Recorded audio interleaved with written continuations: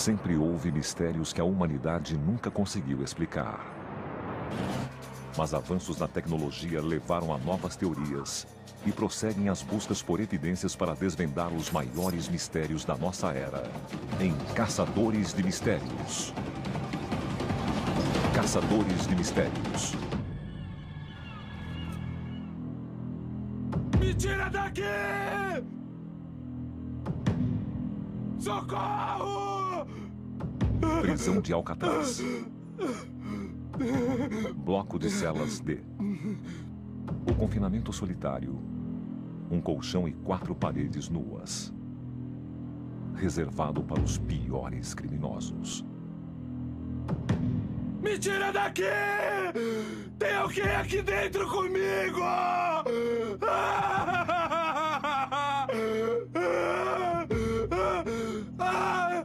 Me tira daqui! Me tira daqui!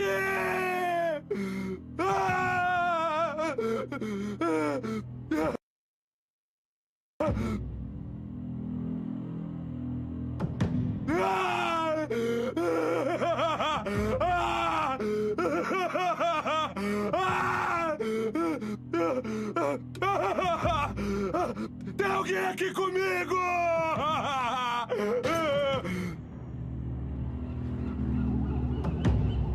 Olha, hora 6:30, todo mundo acordando, todos acordando, vamos lá! 6:30, é hora de levantar! Mas um prisioneiro não pode se levantar. Ele está morto. E tem marcas misteriosas no pescoço. Ajuda! Preciso de ajuda aqui! Rápido! Quem ou o que matou esse homem dentro da penitenciária mais segura dos Estados Unidos? A Ilha do Diabo. Alcatraz. Esta ilha deserta e castigada pelo vento na Baía de São Francisco abriga a primeira prisão de segurança máxima dos Estados Unidos e sempre foi considerada sinistra. Seu próprio nome, Alcatraz, evoca imagens de brutalidade, violência e insanidade. E até nos idos de 1400, uma lenda indígena norte-americana afirmava que a ilha era habitada por espíritos do mal. Alcatraz tornou-se uma penitenciária federal em 1934 e logo ganhou o seu apelido, a Rocha.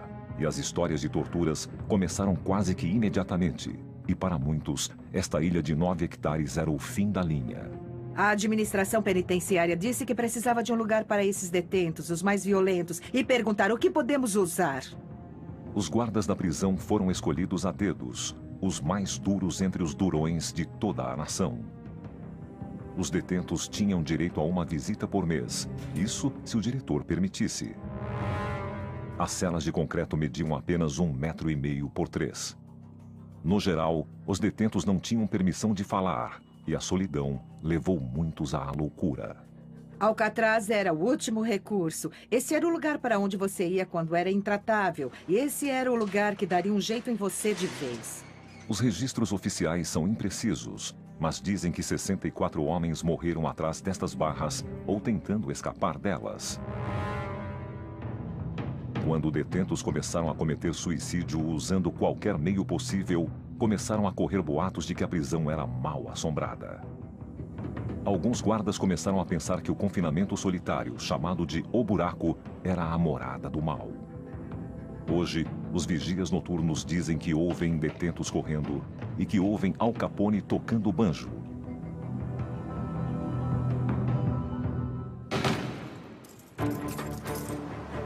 Agora, o Caçadores de Mistérios irá até a ilha para investigar essas ocorrências misteriosas. A equipe científica vai procurar evidências de atividade paranormal. Estou ouvindo palavras. Eles estão pedindo misericórdia. Para fazer isso, eles usarão uma série de equipamentos altamente sensíveis, de última geração, para gravar as atividades noturnas na ilha. Esta gravação é basicamente um registro sonoro de fala. E a equipe da expedição vai investigar aquela que supostamente foi a única fuga bem-sucedida de Alcatraz. Este é o lugar de onde ninguém foge. E eles fugiram. Eles examinarão a rota que os fugitivos teriam tomado e se poderiam ter sobrevivido a essas águas geladas. E o Caçadores de Mistérios também mostrará qual seria a aparência dos fugitivos hoje, se é que eles sobreviveram. Durante 3 décadas, Alcatraz foi a prisão mais famosa e inescapável do mundo. Mas em 1962, 3 detentos, Frank Morris e John e Clarence Anglin, decidiram pôr essa reputação à prova. Uma lenda de Alcatraz que nunca foi contestada era de que era inescapável, que ninguém podia deixar a ilha. De repente, a maior caçada humana em 30 anos começou. A fuga foi fenomenal. Foi a segunda maior manchete do mundo atrás da Segunda Guerra Mundial. Frank Ahern, rastreador. Frank Ahern é um rastreador. Ele localiza pessoas que não querem ser encontradas. Ele vai liderar a expedição do Caçadores de Mistérios. Ele passou anos pesquisando a fuga de Alcatraz. Uma dentre 14 tentativas na história da prisão. Dentre os 36 prisioneiros que arriscaram a vida para sair da ilha, 23 foram rapidamente recapturados. 6 foram baleados pelos guardas antes de chegar à água. 2 se afogaram e seus corpos foram recuperados, enquanto 2 outros foram considerados desaparecidos e presumivelmente se afogaram. Por mais que todos perdessem a esperança quando chegavam a Alcatraz, a única esperança era a fuga. Os homens vislumbravam o momento em que poderiam correr para a liberdade. Eles tinham esse impulso. Mas os guardas diziam pare ou atiro e sempre eram baleados. E também havia aqueles que planejavam a sua fuga por meses. Ladrões de banco condenados, Morris e os irmãos Anglin passaram 6 meses preparando a fuga. Todos trabalhavam na oficina do presídio e tinham acesso a tudo de que precisavam. Esses caras eram espertos e aproveitaram as ferramentas que tinham para conseguir escapar. Eles fizeram balsas e coletes salva-vidas com capas de chuva roubadas e elaboraram uma maneira inteligente de cobrir seus atos. Quando os guardas fizessem a ronda, teria de parecer que eles estavam dormindo na cela. Eles pensaram em tudo. Os detentos pintaram cabeças de papel machê para deixar na cama e fizeram túneis pelas paredes das celas com relativa facilidade. A prisão havia sido construída cerca de 20 anos antes e a água que penetrava as paredes da prisão e o encanamento estava corroendo o concreto. Na verdade, os próprios guardas ficaram muito surpresos pela facilidade de escavar com colheres pequenas e ferramentas desse tipo. Em 11 de junho de 1962, Morris e os irmãos Anglin se esgueiraram pelas paredes das celas e começaram a escalar um poço de acesso. Eles foram subindo e subindo e subindo, e o último obstáculo diante deles era o duto de ar de metal no teto, na forma de uma roda de carroça. Em seguida, eles atravessaram o telhado e desceram um cano de escoamento para chegar ao chão. Eles chegaram ao mar e montaram uma balsa feita com capas de chuva. Então, eles foram embora. Frank Ahern acredita que os 3 fugitivos teriam ido na direção de Angel Island, a 3 quilômetros do outro lado da baía. Mas não teria sido fácil. As águas da baía são geladas. Em junho, a temperatura média da água é de apenas 11 graus. As marés são traiçoeiras e diariamente dezenas de navios trafegam pela baía. Além disso, a fuga aconteceu à noite, quando nadar era muito mais arriscado. Mas Frank diz que a sua pesquisa o levou a acreditar que nenhum desses fatores foi um problema. Robert Anglin, o irmão, me disse que quando eles ouviram sobre a fuga no noticiário e estavam falando dos dispositivos de flutuação, a família riu, porque eles sabiam que os irmãos não precisavam deles, porque eles eram excelentes nadadores. Contudo, nem mesmo bons nadadores poderiam derrotar a natureza. Um homem adulto começaria a sentir os primeiros sintomas de hipotermia provavelmente na primeira meia hora. O Caçadores de Mistérios está investigando Alcatraz, um dos lugares mais sinistros e proibitivos na história dos Estados Unidos. O O explorador espanhol que batizou Alcatraz em 1775, Juan Manuel de Ayala, achou a ilha tão inóspita que nem sequer desembarcou nela. Nos idos de 1800, os militares norte-americanos construíram um farol, um forte e uma cadeia na ilha. Os primeiros detentos foram prisioneiros de guerra confederados da Guerra Civil, alguns dos quais morreram devido às condições deploráveis do local.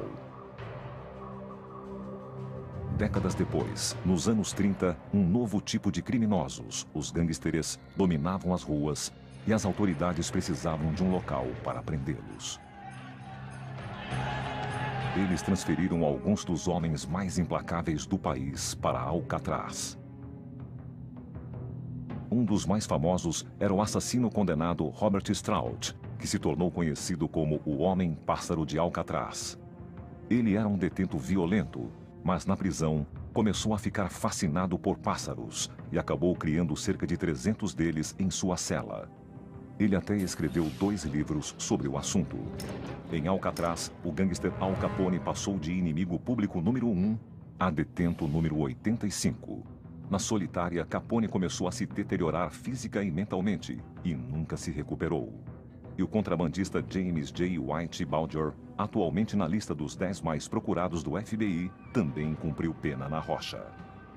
Acho que se pode dizer que os homens não endureciam por estar lá, mas amoleciam. Al Capone, que vivia em grande estilo em todos os outros lugares onde havia estado, acabou na rocha e, finalmente, após alguns meses, disse ao diretor: "Eu acho que Alcatraz acabou comigo." A vida na ilha era tão dura que automutilações e suicídios eram comuns. Uma das histórias mais conhecidas é a de Rolf Percival, que um dia enlouqueceu e cortou os dedos de uma das mãos. E então estendeu a machadinha para outro detento e disse: "Corte os dedos da minha outra mão." No início dos anos 60, os críticos chamavam as condições em Alcatraz de cruéis e desumanas. E em março de 1963, o sistema penitenciário federal fechou Alcatraz. Mas os relatos de aparições fantasmagóricas nunca cessaram. A equipe científica do Caçadores de Mistérios foi a Alcatraz em busca de evidências de assombrações. Tom Netzband, investigador paranormal.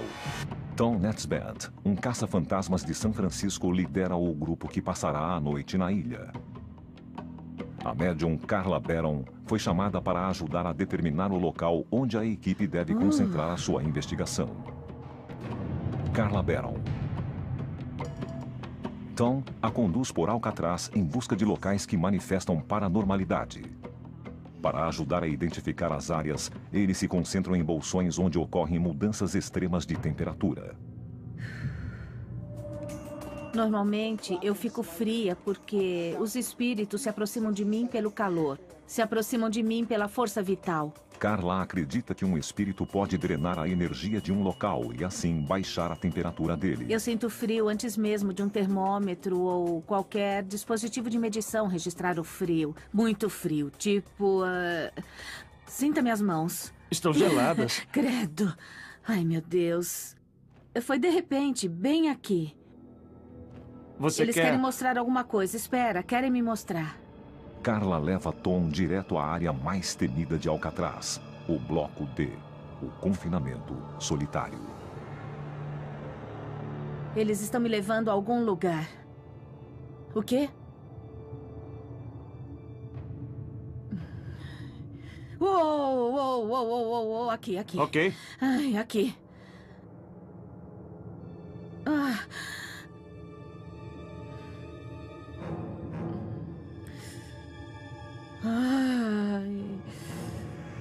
O que é isso? Este é o buraco. É isso que chamavam de o buraco. Então, os prisioneiros eram trancados nessas celas escuras como breu, por semanas às vezes. Ela chega à última das celas. Ai, que frio. A de número 14. Muito frio. Dizem que foi nesta cela que um detento foi morto por um intruso que ninguém nunca viu. Perdendo a esperança. Sinto perdendo a esperança aqui dentro. Uma sensação de desespero, não há esperança. Me sinto enterrada viva. É como se estivesse enterrado vivo aqui.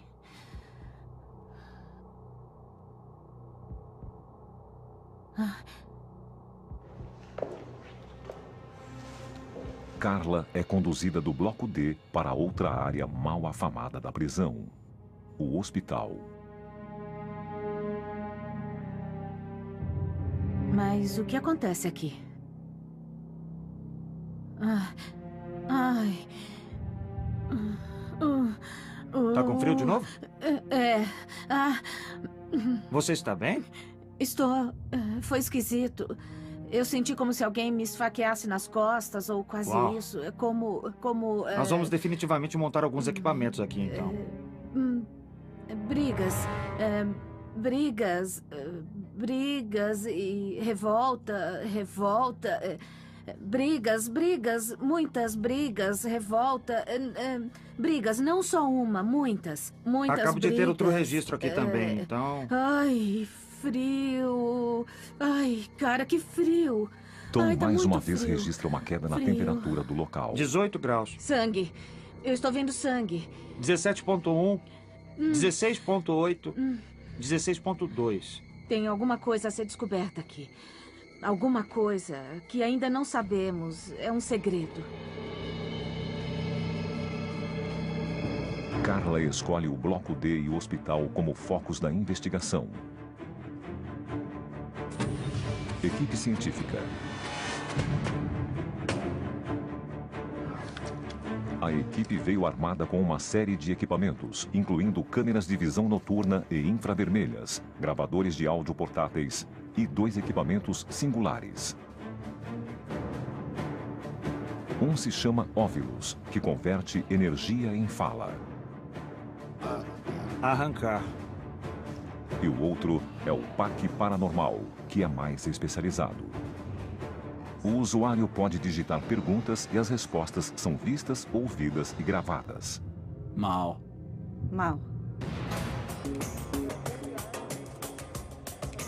E, inesperadamente, a equipe consegue a sua primeira evidência: a gravação de fenômeno eletrônico de voz no hospital.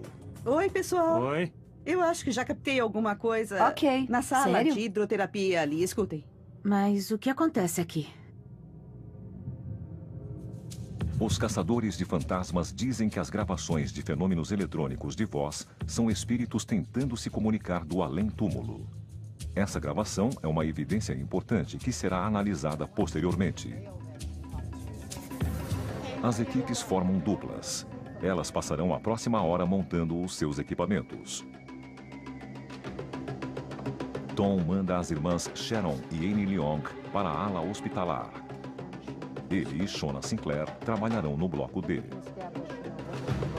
Meia-noite, bloco D. Muito bem, vamos nessa.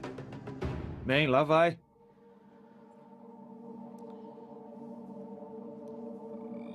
Você quer começar na 14? Pronto. Vamos entrar.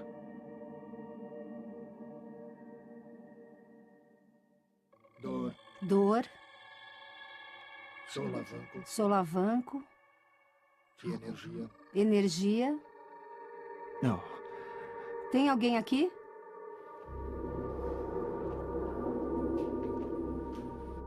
Eu tô começando a ficar com dor de cabeça aqui dentro.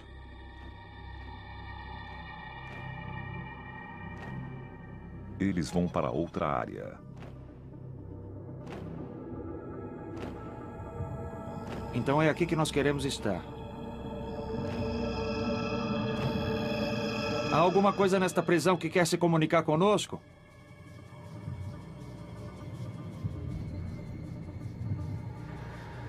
Estou com uma sensação esquisita de estar sendo vigiado ou coisa assim. É, também tem essa sensação. Você viu aquilo? O que você viu? Achei que tinha visto alguém passar andando por ali.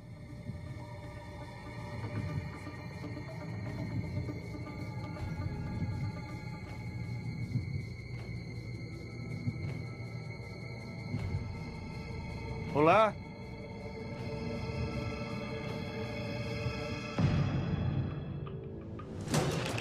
A investigação para saber se Alcatraz realmente era a prova de fugas está se concentrando na fuga pela água que Frank Morris e Clarence e John Englin podem ter realizado.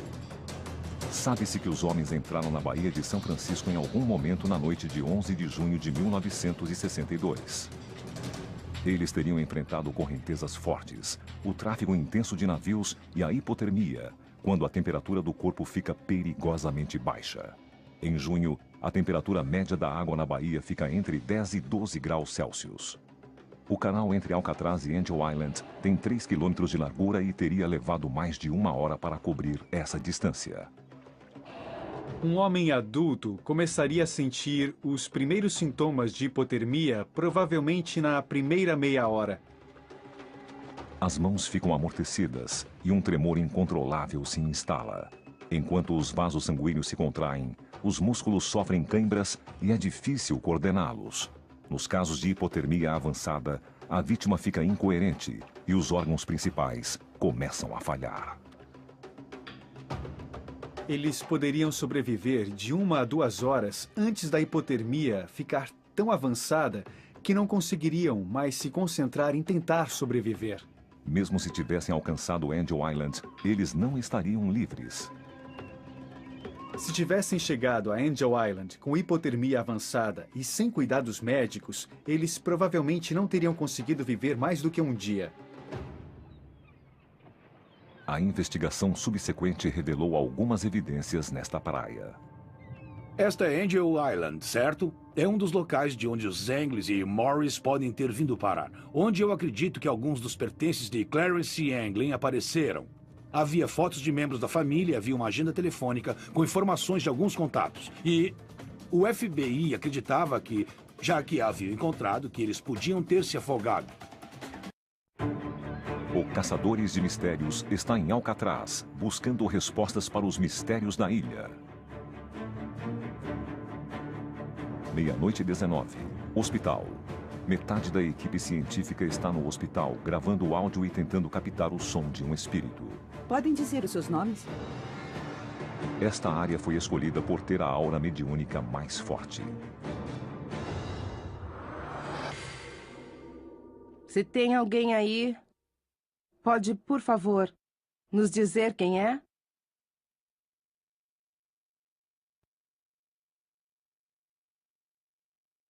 Câmera de visão noturna dos caça-fantasmas. Quantos de vocês estão aqui?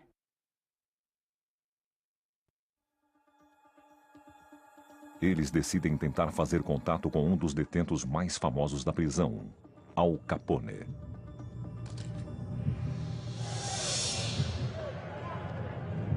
Capone foi transferido para Alcatraz em 1934.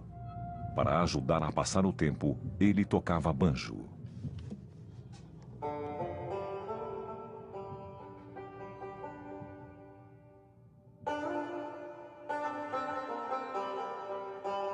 Relatos dizem que o som de um banjo foi ouvido ecoando pela prisão, agora deserta desde então.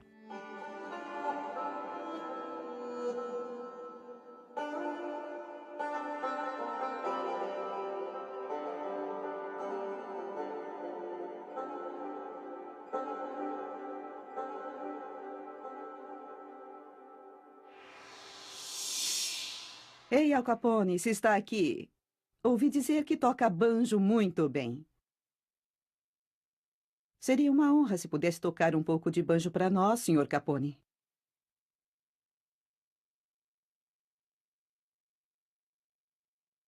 Vamos ouvir um pouco de banjo. 1:08 da manhã. As irmãs se dirigem para o quarto de hospital onde Robert Stroud, o homem-pássaro de Alcatraz, passou 11 de seus 17 anos na prisão. Ok, então esta é a cela de Robert Stroud. Você trouxe sensores? Obrigada. As irmãs têm pequenos pássaros plásticos que contêm um sensor de movimento e luz embaixo do bico. O sensor fica aqui embaixo. Quando acionados, os pássaros cantam. Os sons são gravações de cantos de pássaros que Stroud reconheceria. Um periquito azul, um pintacilgo americano e uma coruja serra afiada. Se os pássaros reagirem quando todos estiverem parados, podem estar registrando a presença de Stroud.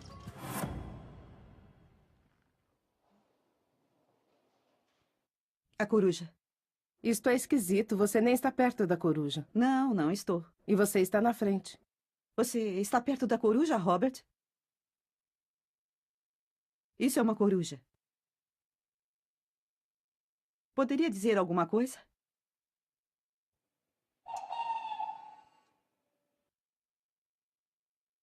Obrigada. Nenhuma das irmãs estava parada diante da coruja.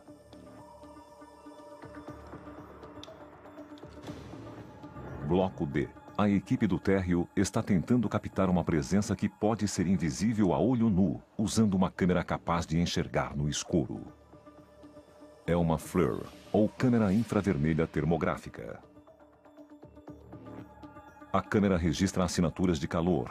Laranja ou amarelo, um objeto quente. Azul ou roxo, um objeto mais frio.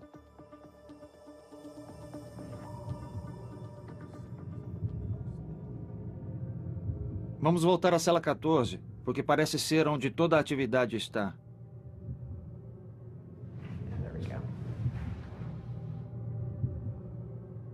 Existe alguma presença nessa sala que gostaria de se comunicar conosco? Temos um pequeno... Um registro, sim. está um pouco mais azul naquela parede ali, mas não é muito. Os resultados são inconclusivos.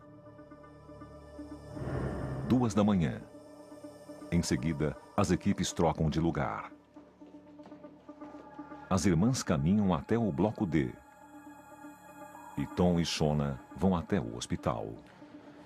Eles só discutirão as suas descobertas após o período de observação ter acabado. A validação é uma coisa muito séria para nós. E para poder fazer isso, nós não podemos discutir coisas uns com os outros até as duas equipes terem estado na mesma área. E depois nós vamos comparar se as duas equipes estão experimentando a mesma coisa. Vamos validar ainda mais o que está acontecendo aqui. Tom começa sua investigação no primeiro andar usando a câmera FLIR. Prontinho. Oi? Acabei de ouvir alguma coisa aqui dentro. Eu também. Como um farfalhar. Tem alguém neste lugar?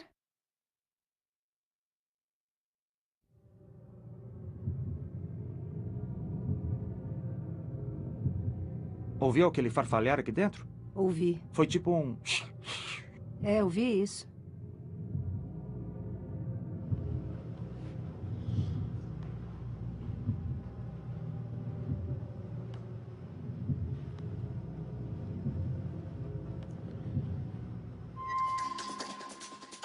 Quando Frank Morris e Clarence e John Englin escaparam de Alcatraz, o FBI foi chamado e sabujos foram colocados na trilha deles. Mas eles perderam o cheiro dos homens na margem da água.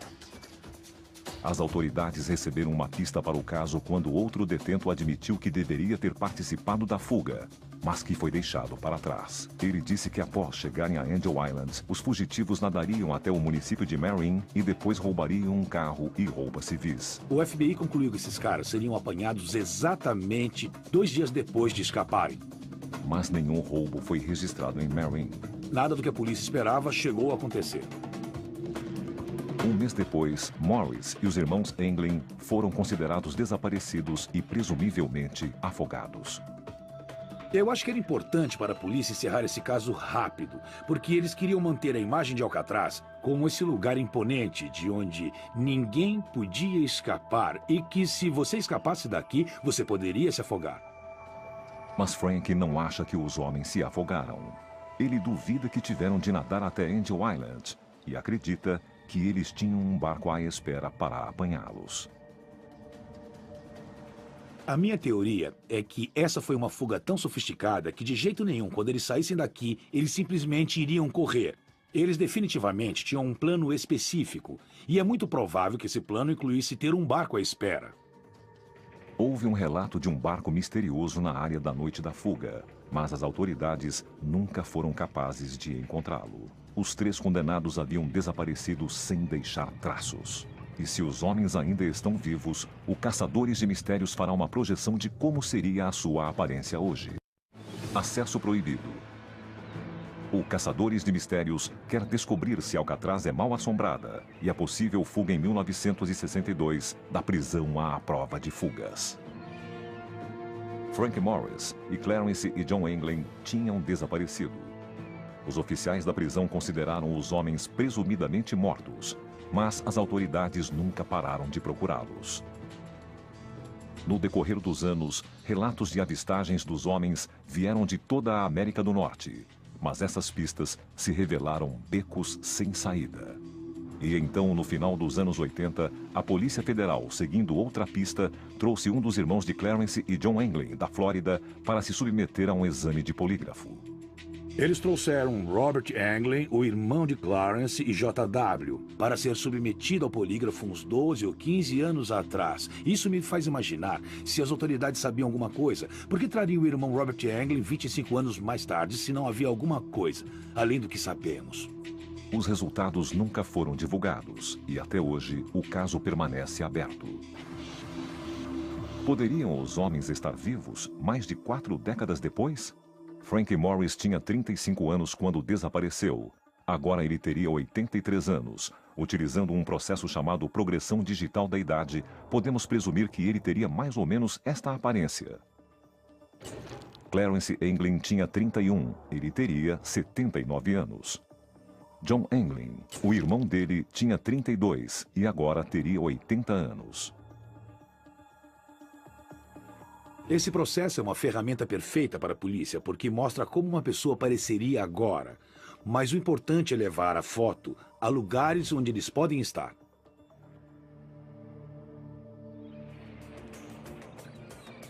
Às 2h21 da manhã, Bloco D. As irmãs estão indo até o confinamento solitário. Vamos dar uma olhada no bloco D. Ok. Elas usarão um novo dispositivo, o PAC Paranormal. Com ele, o usuário pode digitar perguntas e as respostas, além de vistas, são ouvidas e gravadas. Sacrilégio. Elas decidem investigar a cela 14, onde um detento foi supostamente encontrado morto de maneira misteriosa. Tudo bem. Eu vou pôr o Puck de volta. Annie Leong para na porta. Tem alguma coisa repulsiva com o cheiro deste quarto. Eu não vou nem entrar. Eu vou fazer uma pergunta a ele. Vou perguntar quem está aqui. Enter. Humano. Humano. Dejeto. Dejeto humano. Por que não posso entrar? Tudo bem. Porque Annie não pode entrar aqui.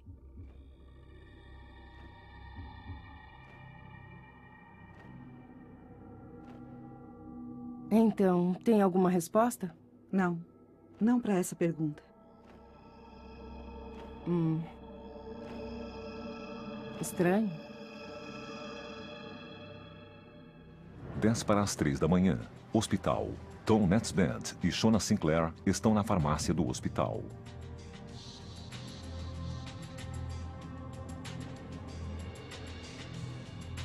Ainda dá pra sentir o cheiro dos remédios. Tá sentindo? Tá ficando com frio de novo? Eu tô. Vamos fazer umas leituras da temperatura. Está uns 18 graus aqui. A temperatura começa a cair. 16,8, 16,6, 16,5, 16,2, 16,1. Pode fazer a temperatura cair até, digamos, 14 graus e meio? 15,7, 15,4. Vamos lá, 14 graus e meio. Se está aqui, abaixe mais, por favor. 15,1, 14,8, 14,7. Você está quase lá, vamos lá. 14,7, 14,6, 14,5. Baixe a temperatura só um pouquinho mais. 14,3. Obrigada. Obrigado. Obrigada por fazer isso. Está aqui. E a queda aconteceu em minutos. 13h10 da madrugada. Hospital. Tá sentindo aquele arrepio de novo? É, eu sinto esse arrepio passando pelo meu corpo nessa área aqui, tipo... Tá me tocando. Tá me tocando. Tá me tocando. Está Ele tá me tocando tocando. você? Está aqui de novo. Onde está sendo tocado? Estou sendo tocado no meu cabelo, bem aqui. Existem momentos em que Tom realmente sente a presença de um espírito. E está acontecendo com ele agora mesmo. Acredite, eu tô sentindo. Está descendo pelo meu pescoço aqui, desse jeito. Eu sinto que tem dedos no meu... É como se dedos estivessem... Sei. Ah, eu não gosto dessa sensação. Eu não gosto nada. Sabe? Eu acho que eu vou ter um treco. Eu nunca senti isso de uma maneira tão intensa assim. Ai, lá vem aquela dor nos rins de novo. Mas que droga. Quem está aqui?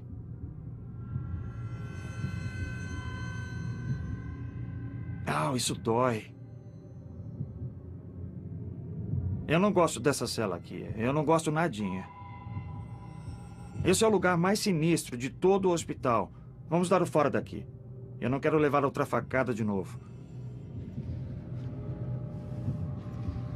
4 da manhã. Tom decide encerrar a investigação.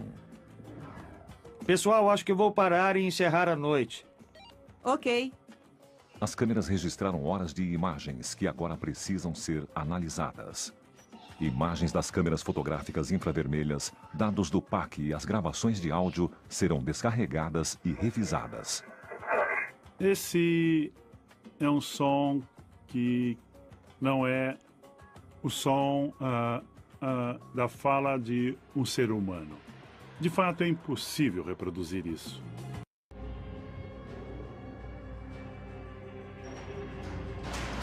O Caçadores de Mistérios está investigando a prisão mais famosa da história dos Estados Unidos, Alcatraz. Este rastreador acredita que, apesar de sua reputação como inescapável, houve realmente uma fuga bem-sucedida da ilha. Esta médium acredita que a prisão é assombrada pelos fantasmas de detentos que sofreram ou morreram aqui. E este investigador acredita que encontrou vários desses espíritos durante a noite que a equipe passou na prisão. O desaparecimento de Frank Morris e Clarence e John Englin ainda é um caso aberto. Frank Ahern acredita que as autoridades não estão procurando no lugar certo, baseado parcialmente em uma pista encontrada numa cela em Alcatraz.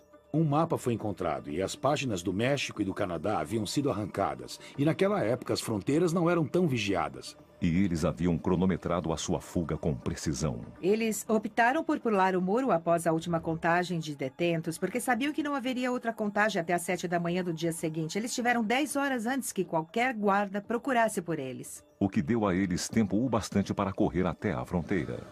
Algum tempo depois, dizem que a mãe de Englin recebeu um cartão postal do Brasil de um de seus filhos. Frank acredita que os 3 fugitivos foram para lá porque, na época, os Estados Unidos não tinham um tratado de extradição com o Brasil.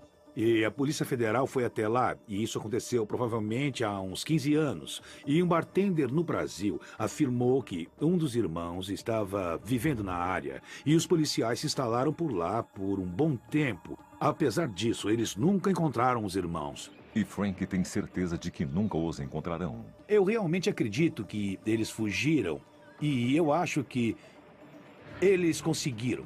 Esse é o lugar de onde ninguém foge, mas os Englin e Morris fugiram.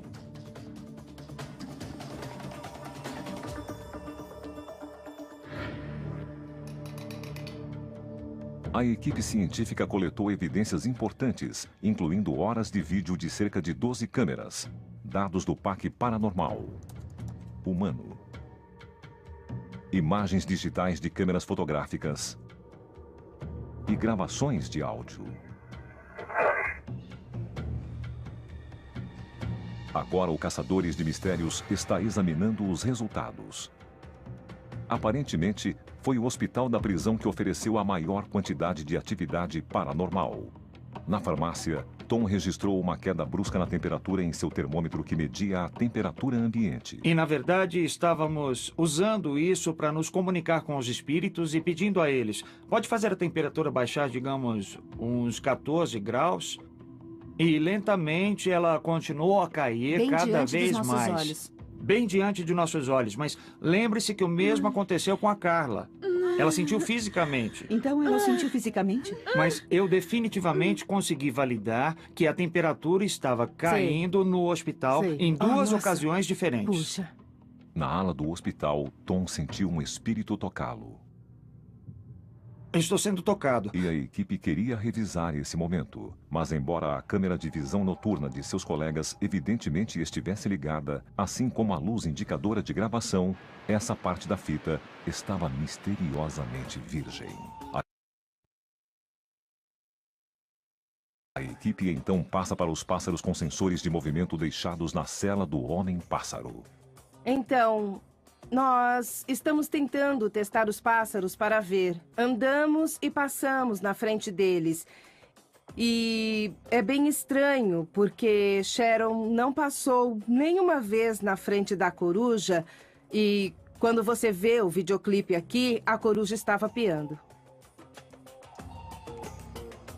Então é incrível. Eu acho isso bem legal. E acho que se você quer fazer contato com Robert Stroud, você traz alguns pássaros.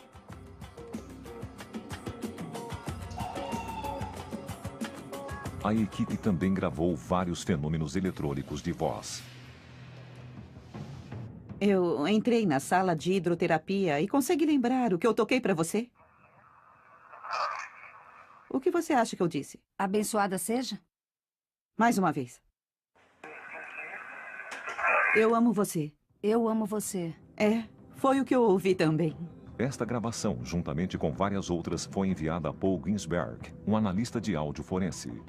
E isto aqui é a chamada forma de onda de domínio de tempo, em que nós vemos, de fato, o desenho do som, a onda em si representada como uma imagem. Paul trabalha com a CIA e o FBI examinando as evidências em áudio e oferecendo o testemunho de um perito. E da esquerda para a direita temos o tempo. Quando o som é alto, temos essas ondas maiores, diferente de quando está baixo. Eu amo você. Depois que temos uma fala normal, existe um pico de energia. E esse é um som que não é realmente da fala de um ser humano. De fato, é impossível reproduzir isso. E parece que palavras foram proferidas, mas não por um humano.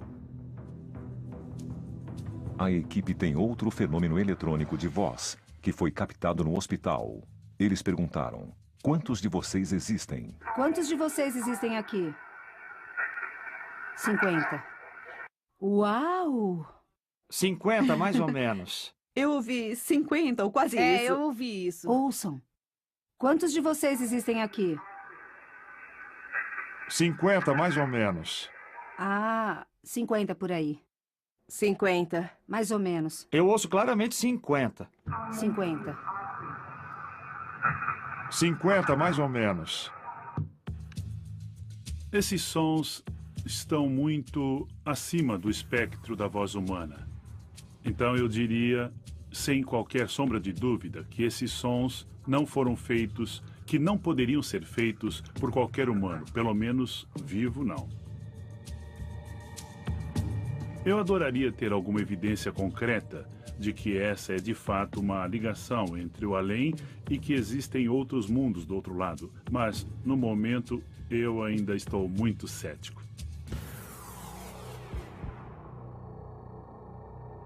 A investigação do Caçadores de Mistérios descobriu alguns dados importantes. A equipe da expedição determinou que é possível para um bom nadador chegar até Angel Island em cerca de 1 hora. Isso significa que os fugitivos Frank Morris e Clarence e John Englin podem ter sobrevivido à água fria da Baía de São Francisco, que induz a hipotermia. A equipe científica do Caçadores de Mistérios coletou dados que pareciam indicar que existe algum tipo de entidade não humana na ilha. Você viu aquilo? Embora o mistério deste lugar persista, Esta investigação nos deixou mais perto de entender a mal afamada Ilha de Alcatraz. Os condenados chegavam aqui, sua esperança acabava. E faz todo sentido para mim que uma ilha como esta tivesse uma reserva de energia tão feia, malévola e assustadora.